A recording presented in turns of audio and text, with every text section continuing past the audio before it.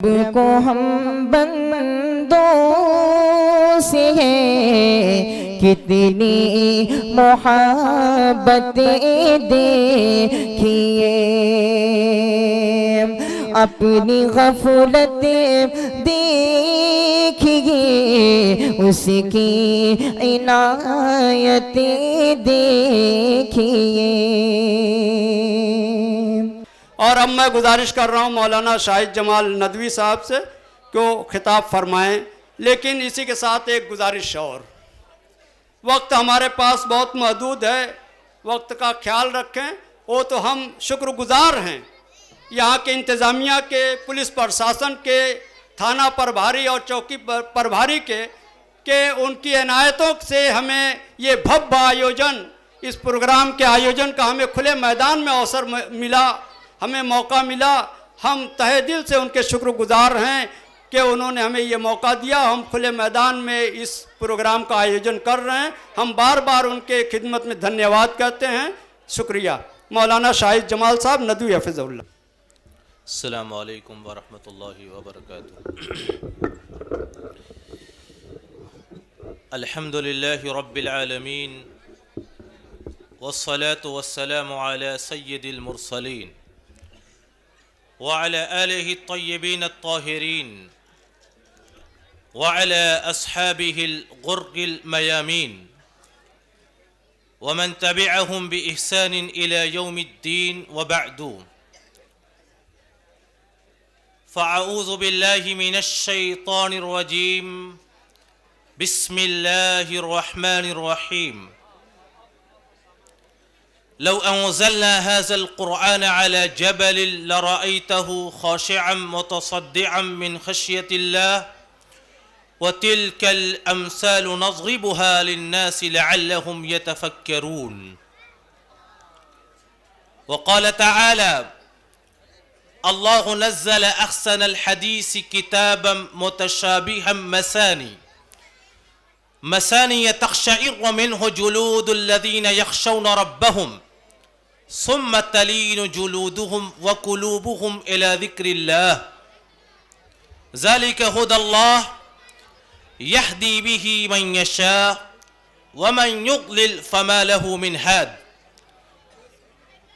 رب اشرح لي صدري ويسر لي أمري واحلل عقدة من لساني يفقهوا قولي، سبحانك لا علم لنا إلا ما علمتنا إنك أنت العليم الحكيم۔ صدر باوقار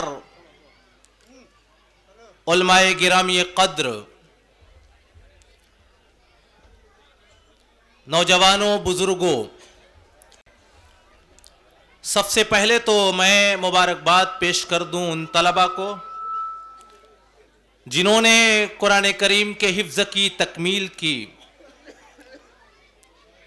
یا جنہوں نے صحیحین کا مکمل درس سنا، فضیلت کی تعلیم مکمل کی، اور جن کے سروں پر دستار باندھی گئی اور سجائی گئی۔ مبارکباد کے مستحق ہیں یہ طلباء، اساتذہ، اراکین جامعہ، بالخصوص ناظم اعلیٰ، کہ جن کی کوششوں کے بدولت اور جن کے طفیل آج ہم اس صحن میں اپنا یہ آخری پروگرام منعقد کر رہے ہیں۔ عزیزوں، اللہ سبحانہ و تعالیٰ کا یہ خاص انتخاب ہوتا ہے کہ اللہ تعالیٰ اپنے بندوں میں سے کچھ خاص لوگوں کو علم کے لیے اور خصوصی طور سے علم دین کے لیے چنتا ہے۔ یہ اتفاقی بات نہیں ہوتی کہ اللہ جس کو چاہے علم دے دے، علم کی دولت سے مالا مال کر دے، بلکہ یہ اللہ تعالیٰ کا انتخاب ہوتا ہے۔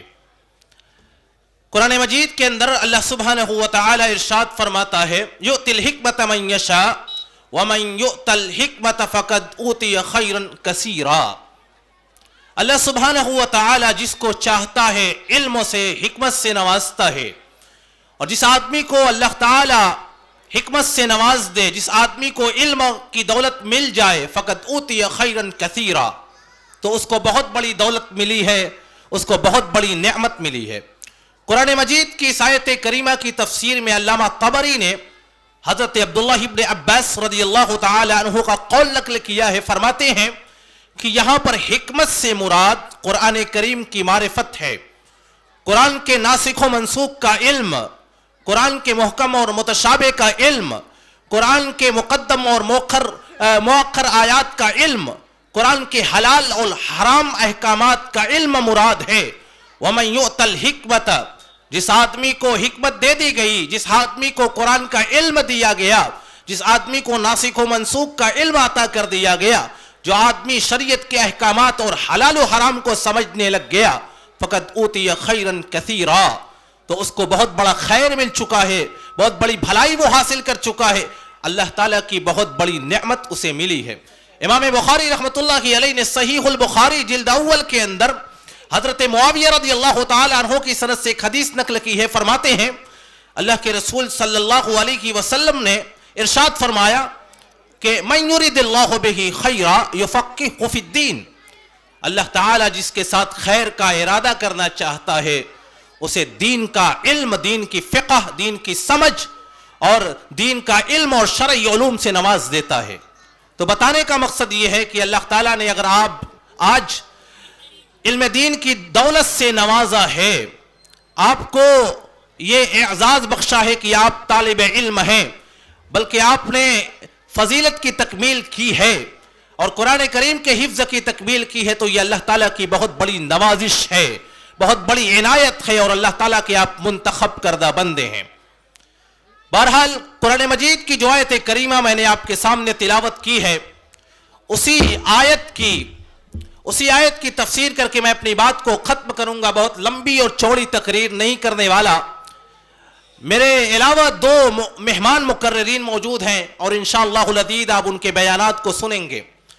قرآن مجید کی جو آیت کریمہ سورۃ الحشر کی میں نے آپ کے سامنے تلاوت کی ہے، اس آیت میں اللہ سبحانہ و تعالی نے قرآن مجید سے متعلق ارشاد فرمایا کہ لو انزلنا هذا القرآن على جبل لرأيته خاشعا متصدعا،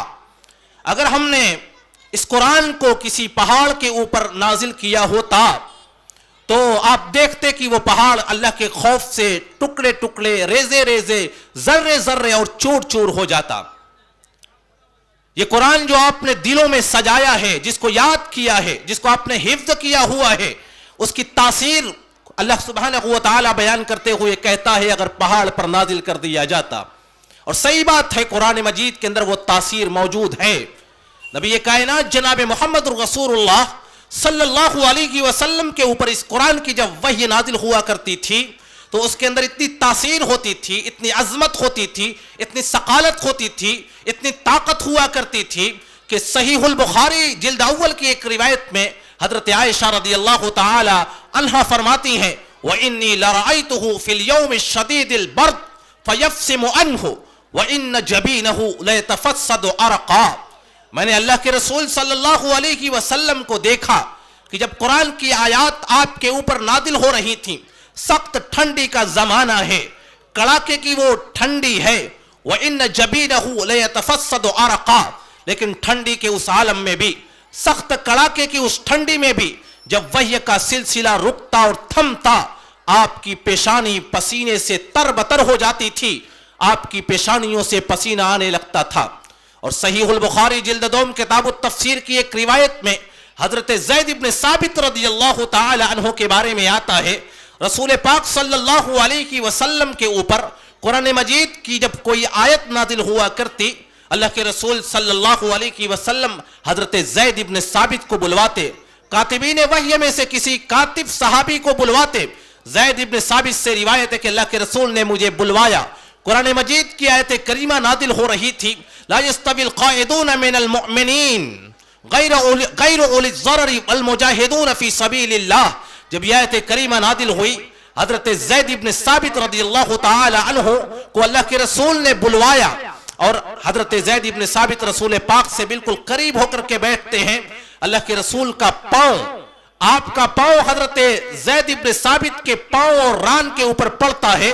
وحی کا سلسلہ ابھی جاری تھا، اللہ کے رسول کے اوپر وحی کی یہ آیات نازل ہوتی ہیں، لا يستوي القاعدون من المؤمنین، حضرت زید ابن ثابت فرماتے ہیں فخفت ان ترد فخذی، مجھے ڈر ہوا کہ وحی کی وجہ سے رسول پاک کا جسم اتنا بوجھل ہو گیا تھا، وحی کی ثقالت کی بنیاد پر مجھے اس بات کا ڈر ہوا کہیں ایسا نہ ہو کہ میری ران کی ہڈیاں چور چور ہو جائیں، فخفت ان ترد فخذی،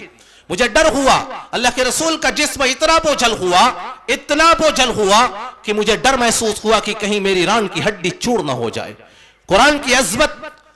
قرآن کی جب وحی نازل ہوتی اتنی ثقالت ہوا کرتی تھی کہ مسند احمد کی ایک روایت میں آتا ہے، حضرت اسماء بنت یزید اس حدیث کی راویہ ہیں، فرماتی ہیں جب اللہ کے رسول صلی اللہ علیہ وسلم کے اوپر سورۃ المائدہ کی آیات نازل ہو رہی تھی، اللہ کے رسول اپنی اونٹنی عذبہ کے اوپر سوار تھے، عذبہ نامی اونٹنی کے اوپر سوار تھے، سورۃ المائدہ کی آیات اور وحی نازل ہوتی ہیں، حضرت اسماء فرماتی ہیں ایسا لگ رہا تھا کہ اونٹنی کا پاؤں بوجھل ہونے کی وجہ سے ٹوٹ جائے گا، اونٹنی کا پاؤں ایسا لگ رہا تھا اور ایسا محسوس ہو رہا تھا کہ اونٹنی کا پاؤں کہیں بوجھل ہونے کی وجہ سے، اللہ کے رسول کا جسم اتنا بوجھل ہوا، وحی کے اندر اتنی تاثیر ہوتی تھی، اتنی قوت ہوا کرتی تھی، مجھے ڈر ہوا کہ کہیں اونٹنی کا پاؤں ٹوٹ نہ جائے۔ اس طریقے سے بتلانے کا مقصد یہ ہے کہ رسول پاک صلی اللہ علیہ وسلم کے اوپر جو قرآن نازل ہوا اس کے بارے میں اللہ سبحانہ و تعالی ارشاد فرماتا ہے لو ان قرآنا سجرت به الجبال او قطعت به الارض او کلم به الموتى، اس قرآن کے اندر اللہ نے اتنی تاثیر رکھی ہے کہ اگر اس قرآن کے ذریعے سے پہاڑوں کو چلایا جائے، وہ جامد پہاڑ، وہ ساکت پہاڑ، وہ ساکن پہاڑ جو اپنی جگہوں سے حرکت نہیں کر سکتے، سجرت به الجبال، قرآن کے اندر اتنی تاثیر اللہ نے رکھی ہے کہ اس کے آیات کی وجہ سے پہاڑ اپنی جگہ سے حرکت کرنے لگ جائیں، اور قطعت به الارض، یا قرآن کی تاثیر اتنی عظیم ہے کہ اس کے ذریعے سے زمین کا جو سینہ ہے، زمین کا سینہ پھٹ جائے، اور کلم به الموتى، اللہ نے قرآن میں اتنی تاثیر رکھی ہے کہ قرآن کو سن کر کے مردہ بھی بات کرنے لگے اور ان آیات کو دہرانے لگے، ان آیات کو پڑھنے لگے۔ بہرحال یہ صرف کہنے کی بات نہیں ہے، یہ صرف سننے سنانے کی بات نہیں ہے، اللہ سبحانہ و تعالی کا یہ کلام اللہ کی صفت ہے، اور اللہ کی صفت نوری کے ذریعے سے جب اللہ سبحانہ و تعالی نے پہاڑ کے اوپر تجلی کی تھی، اس وقت جب کہ حضرت موسیٰ علیہ السلام نے اللہ سبحانہ و تعالی سے کہا تھا رب ارنی انظر الیک، اے رب میں تیری ذات کو دیکھنا چاہتا ہوں، میں تجھے دیکھنا چاہتا ہوں، میں تیرا دیدار کرنا چاہتا ہوں، اللہ سبحانہ و تعالی نے کہا لن ترانی، تو دنیا کی یہ آنکھ، اے موسیٰ تمہاری یہ آنکھ مجھے دیکھنے کی صلاحیت نہیں رکھتی، ولیکن انظر الی الجبل، لیکن تم پہاڑ کی جانب دیکھو، پہاڑ کی جانب اپنی نگاہ ڈالو۔ حضرت موسیٰ علیہ السلام کو اللہ نے حکم دیا کہ پہاڑ کو دیکھو، اور پہاڑ کے اوپر فلما تجلی ربہ للجبل جعلہ دقا وخر موسیٰ صعقا، اللہ سبحانہ و تعالی کی نور کی تجلی، اللہ جب اپنے نور کی تجلی پہاڑ کے اوپر فرماتا ہے تو قرآن کریم کے اندر اللہ سبحانہ و تعالی کہتا ہے فلما تجلی ربہ للجبل، جب تمہارے رب نے پہاڑ کے اوپر تجلی کی تھی جعلہ دقا، وہ پہاڑ ریزہ ریزہ چکنا چور ہو گیا، وخر موسیٰ صعقا، اور اللہ کا وہ جلیل القدر پیغمبر، وہ مضبوط پیغمبر، وہ بہادر پیغمبر کہ جس کی طاقت و قوت کا عالم یہ تھا، روایات میں آتا ہے حضرت موسیٰ علیہ السلام نے صرف ایک گھوسا اس پتھر کو مارا تھا، جو پتھر ان کا کپڑا لے کر کے بھاگنے لگا تھا۔ صحیح بخاری کی روایت میں آتا ہے وَإِنَّهُ لَنَدْبٌ بِالْحَجَرِ، پتھر کے اوپر نشان پڑ جاتا ہے حضرت موسیٰ کی مار کا۔ حضرت موسیٰ وہ جلیل القدر پیغمبر کہ جب ایک قبطی اور اسرائیلی آپس میں لڑ رہے تھے، حضرت موسیٰ جھگڑا چھڑانے کے لیے جاتے ہیں، فلما وقدہ موسیٰ فقضا علیہ، حضرت موسیٰ نے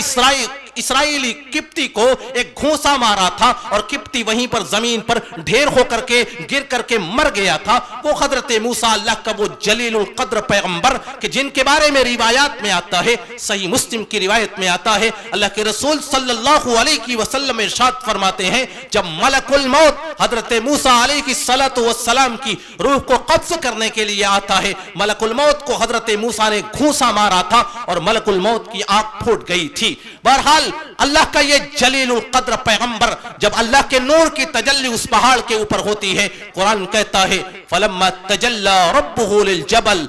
جعله دكا وخر موسى صعقا. جب تمہارے رب کی تجلی پہاڑ کے اوپر ہوتی ہے وہ پہاڑ ریزہ ریزہ ہو جاتا ہے, وہ پہاڑ چکنا چور ہو جاتا ہے, اور اللہ کا وہ جلیل القدر پیغمبر, وہ بہادر پیغمبر بے ہوش ہو کے زمین پر گر پڑتا ہے. بہرحال تو یہ تو اللہ کے نور کی تجلی تھی, یہ اللہ کی صفت ہے. اللہ کی صفت کلامی میں بھی وہی تاثیر ہے, وہی طاقت ہے. اسی قرآن کی وجہ سے عرب کے بڑے بڑے جو چگادری تھے, بڑے بڑے چودھری تھے, بڑے بڑے دشمنان اسلام تھے, قرآن کی تاثیر سے متاثر ہوئے اور قرآن کے مبلغین میں قرآن کے مبلغ بن گئے. نبی کائنات جناب محمد رسول اللہ صلی اللہ علیہ وسلم نے ارشاد فرمایا, صحیح مسلم کی ایک روایت میں آتا ہے کہ قرآن کریم کی جو تاثیر ہے یا اللہ کے نام میں, اللہ کے کلام میں جو تاثیر ہے وہ صرف پچھلے زمانوں میں نہیں تھی بلکہ ہمیشہ رہے گی اور آخر کے ادوار تک رہے گی. صحیح مسلم کی ایک روایت حضرت ابو ہریرہ رضی اللہ تعالی عنہ فرماتے ہیں, اللہ کے رسول صلی اللہ علیہ وسلم نے اپنے صحابہ سے سوال کیا اور کہا, هل سمعتم بمدینة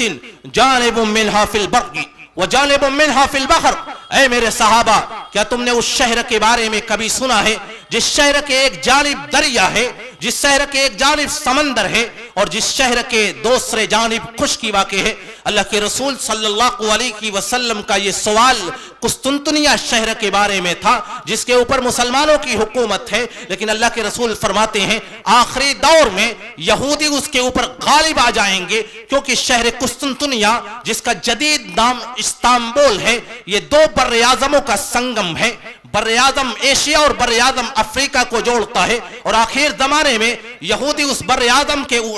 اس شہر کے اوپر قبضہ کر لیں گے تاکہ دونوں بر اعظموں کے اوپر اپنے تجارتی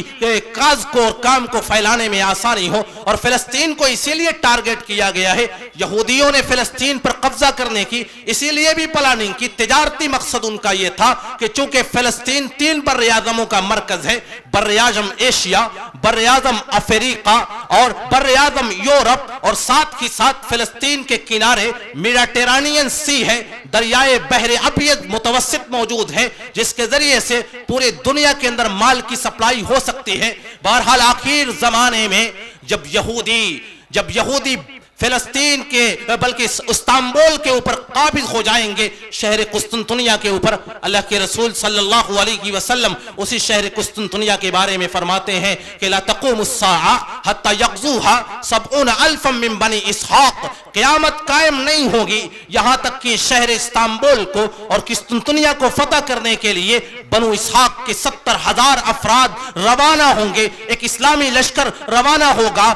فلم يقاتلوا بسيف ولم يربوا بسهم, مسلمان تیر اور تلوار چلا کر کے اس شہر کو فتح نہیں کریں گے, بلکہ روایات میں آتا ہے رسول پاک صلی اللہ علیہ وسلم فرماتے ہیں کہ لا الہ الا اللہ واللہ اکبر کی صدائیں اور نعرے مسلمان بلند کریں گے. اللہ کا نام سن کر کے, اس کے کلام کو سن کر کے, اس کے اس کلمے کو سن کر کے شہر کی فصیلوں اور دیواروں میں لرزہ طاری ہو جائے گا, شہر کی دیواریں لرزہ کھانے لگ جائیں گی اور کپ کپا کر کے زمین کے اوپر گر جائیں گی. پھر اس کے بعد مسلمان لا الہ الا اللہ کی صدائیں بلند کریں گے اور شہر کے دوسرے جانب کی اور پھر اس کے بعد تیسرے جانب کی دیواریں زمین کے اوپر آ کر کے گر جائیں گی, زمین بوس ہو جائیں گی. پھر مسلمان اس شہر قسطنطنیہ میں فاتحانہ انداز میں داخل ہوں گے. بہرحال بتلانے کا مقصد یہ ہے کہ اللہ سبحانہ و تعالی نے جو کہا ہے لو انزلنا هذا القرآن على جبل لرأيته خاشعا متصدعا, اگر ہم نے اس قرآن کریم کو کسی پہاڑ پر نازل کیا ہوتا تو قرآن کی تاثیر اس پہاڑ کے سینے کو چاک کر دیتی اور پہاڑ کی پشت کو توڑ پھوڑ کر کے رکھ دیتی, پہاڑ ریزہ ریزہ اور چکنا چور ہو جاتا. لیکن کیا وجہ ہے کہ قرآن ہمارے اوپر نازل ہوا, قرآن کو ہم سنتے ہیں, اس کو پڑھتے ہیں, اس کی تلاوت کرتے ہیں, اس کے معانی اور مفاہیم کو سمجھتے بھی ہیں, جمعوں کے خطبوں میں بتایا جاتا ہے, تقاریر اور نصیحتوں میں بتایا جاتا ہے, لیکن قرآن کی آیات, اس کے معانی اور مفاہیم ہمارے دلوں پر اثر انداز کیوں نہیں ہوتے؟ اللہ سبحانہ و تعالی نے اسی بات کا تذکرہ قرآن مجید کے اندر ایک مقام پر کیا تھا اور کہا تھا الم یعن للذین آمنوا ان تخشع قلوبهم لذکر اللہ وما نزل من الحق, کیا وہ وقت نہیں آیا اہل ایمان کے لیے کہ اللہ کے ذکر کو سن کر کے، قرآن کریم کی آیات کو سن کر کے ان کے دلوں میں لرزہ طاری ہو جائے؟ اور پھر اللہ سبحانہ و تعالی نے کہا وَلَا تَكُونُوا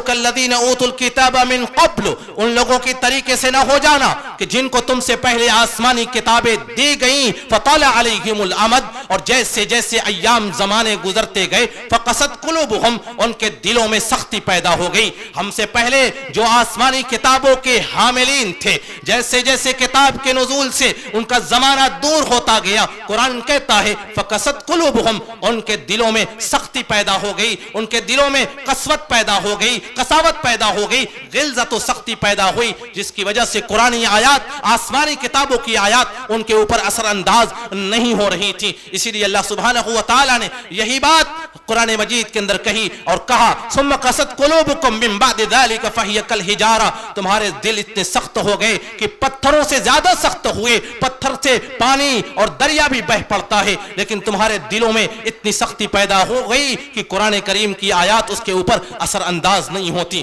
بہرحال ایک آیت کریمہ میں نے پڑھی تھی، اسی آیت کریمہ کی تفسیر میں نے آپ کے سامنے رکھی۔ اللہ سبحانہ و تعالی فرماتا ہے لو انزلنا هذا القرآن على جبل لرأيته خاشعا متصدعا، اگر قرآن پہاڑ پر نازل ہوا ہوتا پہاڑ بھی چکنا چور ہو جاتا۔ اللہ سبحانہ و تعالی نے اس کی مثالیں پیش کر دی ہیں، اس کی مثالیں دور نبوی سے، عہد نبوی اور عہد صحابہ سے ملتی ہیں۔ ہمارے دلوں میں اس قدر سختی ہوئی، ہمارے دل اس قدر کالے ہو گئے۔ حدیث میں آتا ہے اللہ کے رسول فرماتے ہیں جب کوئی بندہ گناہ کرتا ہے اس کا دل سیاہ ہوتا ہے اور گناہ کرتا جاتا ہے، سیاہ دھبا بڑھتا جاتا ہے، یہاں تک کہ پورا دل کالا ہو جاتا ہے۔ ہمارے دل سیاہ ہو گئے، یہی وجہ ہے کہ قرآن کریم کی آیات ہمارے اوپر اثر انداز نہیں ہوتی، ورنہ قرآن تو کہتا ہے انما المؤمنون الذين اذا ذكر الله وجلت قلوبهم واذا تليت عليهم آیاته زادتهم ایمانا۔ مومنوں کی شان ہے، مومنوں کی یہ پہچان ہے کہ جب ان کے سامنے اللہ کا ذکر ہوتا ہے، جب قرآن کی آیات کی تلاوت ہوتی ہیں تو ان کے دلوں میں لرزہ طاری ہو جاتا ہے، ان کی آنکھوں سے آنسو جاری ہو جاتا ہے۔ میرا وقت ختم ہو چکا ہے، آخر میں اللہ سبحانہ و تعالی سے دعا ہے کہ الہ العالمین تو ہمارے دل کے اندر خضوع للہیت پیدا فرما، تاکہ قرآن کریم کی آیات سن کر کے اس کے احکامات کے اوپر عمل کرنے کے لیے ہمارے دل تیار ہو جائیں۔ الہ العالمین جب تک تو ہمیں زندہ رکھ، اسلام کے اوپر، قرآن اور سنت کے اوپر عمل کرنے والا بنا کر کے زندہ رکھ، اور جب ہمارا خاتمہ ہو خاتمہ بالخیر ہو۔ آمین وآخر دعوانا الحمدللہ رب العالمین والسلام علیکم۔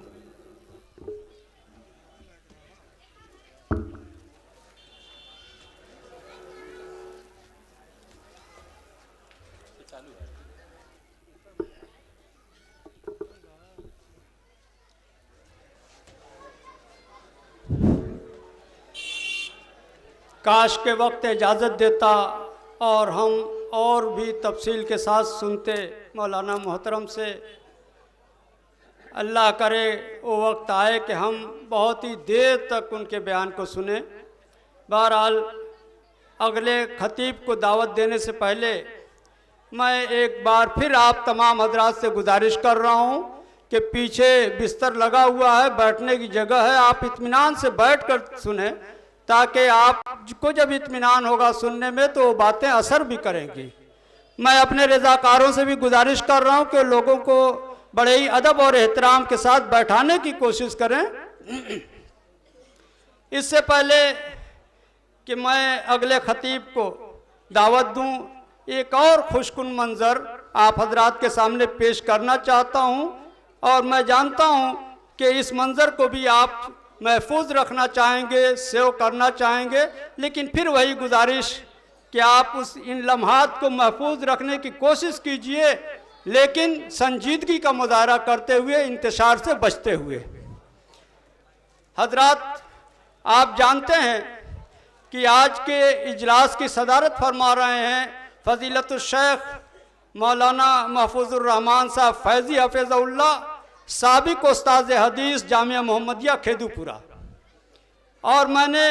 شروع کے اندر ایک شعر پڑھا تھا شکیل بدایونی کا،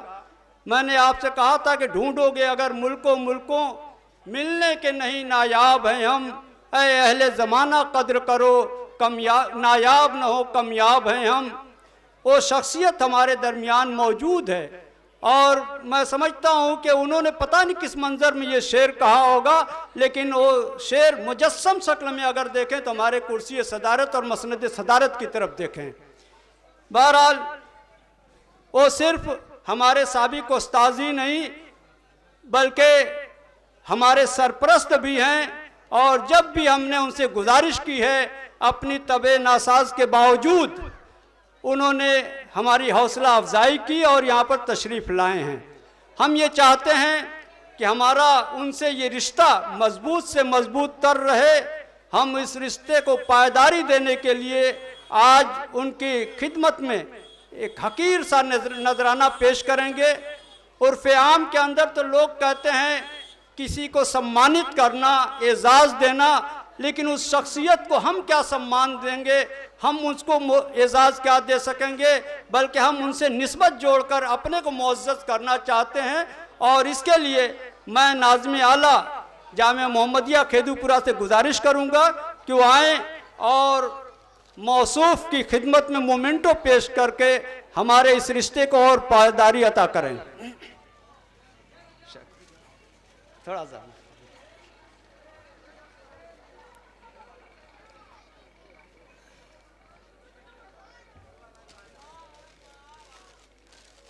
اور اسی کے ساتھ میں گزارش کروں گا اپنے شیخ الجامعہ سے کہ صدر موصوف کو شال اڑا کر ان سے اعزاز حاصل کریں، اس شال کو اعزاز دیں، ہماری عزت افزائی فرمائیں ان کو شال پیش کر کے۔